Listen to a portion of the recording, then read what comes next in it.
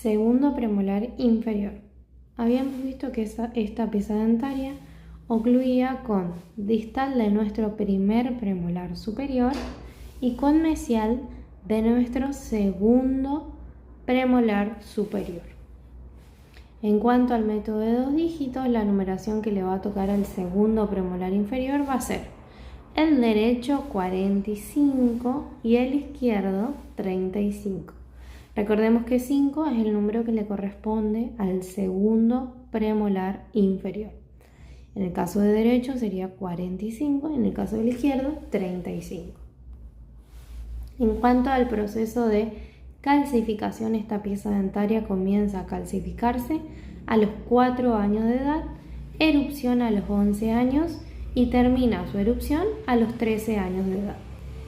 En cuanto al proceso de las medidas, podemos ver que la longitud total de esta pieza dentaria es de 23 milímetros, la corona tiene un alto de 8 milímetros, la raíz 15 milímetros y en sentido mesiodistal tenemos un ancho de 7,3 milímetros y por último en sentido vestibulolingual tenemos un ancho de 8,1 milímetros.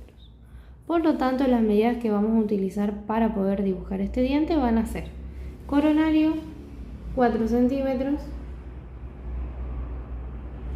En cuanto a mesiodistal va a ser 3,6 o 3,7. Y vestibulolingual va a ser 4,2 centímetros. Esto más que nada es para que a la hora de dibujar no nos quede un cuadrado. Y después recordemos que la caroclusal vamos a tener los anchos vestibulolingual y el ancho mesiodistal. Este segundo premolar inferior tiene la característica de que es notoriamente más grande que el primer premolar inferior. Y esto ocurre por la variación que se presenta en el tamaño de nuestra cúspide lingual. Esta pieza dentaria va a estar compuesta por la caroclusal de 2 cúspides. Tenemos una forma pentagonal con 5 lados, 1, 2, 3, 4 y 5. Está conformado por 2 cúspides, una hacia vestibular que es prominente y aguda y la otra hacia lingual que es redondeada y pequeña. En cuanto a las fosas, encontramos 2 fosas principales, una en mesial y la otra en distal. Y por último encontramos nuestros surcos. Las cúspides vestibular y lingual se encuentran divididas por un surco principal, que esta es una gran diferencia de nuestro primer premolar inferior, y también encontramos los surcos a los costados, que son los surcos encargados de demarcar nuestros rebordes marginales. Entonces este sería nuestro surco, así, así, y después así y así. Y acá nuestras fosas. Pero vamos a ver que podemos encontrar variaciones en la forma de la cara oclusal de nuestro segundo premolar inferior. Podemos encontrar que es bicuspidio, tricuspidio o tetracuspidio. Bicuspidio solo tenemos 2 cúspides, tricuspidio tenemos 3 cúspides y tetracuspidio tenemos hasta 4 cúspides.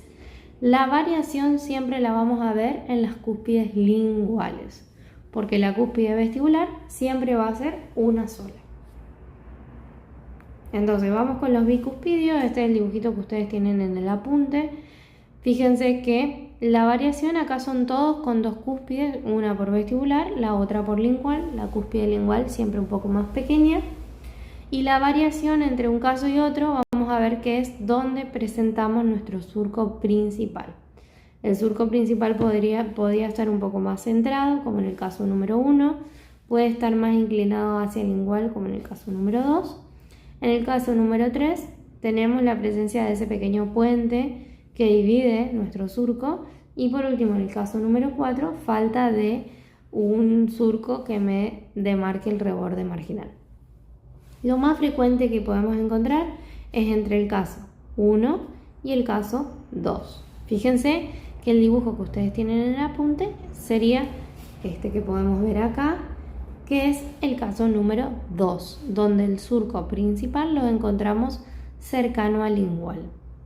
Y en este caso tenemos nuestro caso número 1, donde el surco se encuentra un poco más centrado. En cuanto a los dientes que pueden ser, o los segundos premolares que pueden ser tricuspidio, fíjense que tenemos una cúspide en vestibular y 2 cúspides en lingual. Estas 2 cúspides se encuentran divididas por la presencia de un surco que lo vamos a llamar surco lingual. Entonces fíjense, tenemos nuestro surco principal que divide las 2 cúspides, los surcos que demarcan los rebordes marginales, y acá tenemos la presencia de un surco que va hacia la cara lingual, por lo tanto lo vamos a llamar surco lingual. Este surco lingual me divide las cúspides en 2 y vamos a ver que una es un poquito más grande y la otra es un poquito más pequeña. La cúspide más grande la vamos a llamar mesiolingual y a la cúspide más chica la vamos a llamar distolingual. Y después tenemos nuestra cúspide vestibular. Entonces fíjense, en el gráfico 5 encontramos lo mismo. Este surco hacia lingual, el surco principal que divide las cúspides, y acá tenemos nuestra cúspide mesiolingual, que es la más grande, y después tenemos nuestra cúspide distolingual, que es la más pequeña. Siempre se va a combinar. Acá estaría distal y acá estaría mesial. Por eso el nombre de mesiolingual, porque combino las 2. Y por último, tenemos la posibilidad de que el diente sea tetracuspidio, lo cual es mucho menos frecuente. Lo más frecuente es que sea o tricuspidio o cualquiera del caso 1 o el caso 2 de los bicúspidos. En el caso de que sea tetracuspidio, en vez de tener un solo surco hacia lingual, tenemos la presencia de 2 surcos, por lo tanto se dividen en 3 las cúspides linguales. Y vamos a tener de nuevo, seguimos teniendo nuestra cúspide mesiolingual, la cúspide distolingual, y la del centro la vamos a llamar media o central.